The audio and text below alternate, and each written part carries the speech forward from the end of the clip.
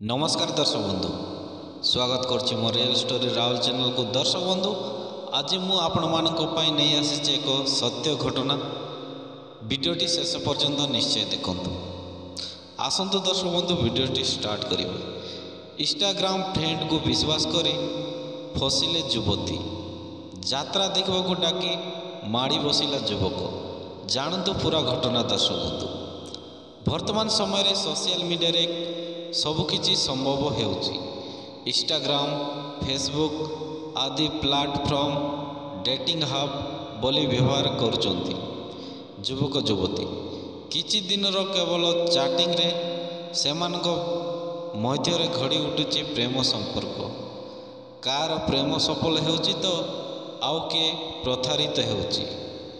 एपरि एक अभियोग आसीछि झारसुगुड़ा जिला कलाबिरा थानारू। सूचना अनुसार दर्शक बंधु कलाबिरा थाना अंचलर जड़े युवती सही थाना अंतर्भुक्त कुलियामाल पंचायतर सोआसिंगा गाँवर आनंद किसान को सहित इंस्टाग्राम रे किछि दिन तले बंधु होइतिले। इंस्टाग्राम रे किछि दिन कथावार्ता चलिबा परे दुई को पर्सनल नंबर मध्य शेयर करथिले। आनंद सामसिंगा मकर यात्रा देखा युवती जनक डाकी थिले। युवती जनक मध्य 27 तारिख दिन समस्या यात्रा देखा आसी। सूचना योग्य जे या पूर्वर दुई को देखि नथिले। सेठारे दुई को भेटिया परे आनंद तांको एक निछाटिया स्थान को नहीं युवती सह दुष्कर्म करथिले। युवती को दुष्कर्म करने पर आनंद युवती को छातड़ी सेठारू फेरे हो जाइथिले।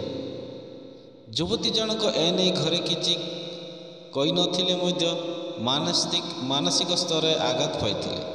से 29 तारिख दिन झारसुगुड़ारू सम्बलपुर जाइथिले।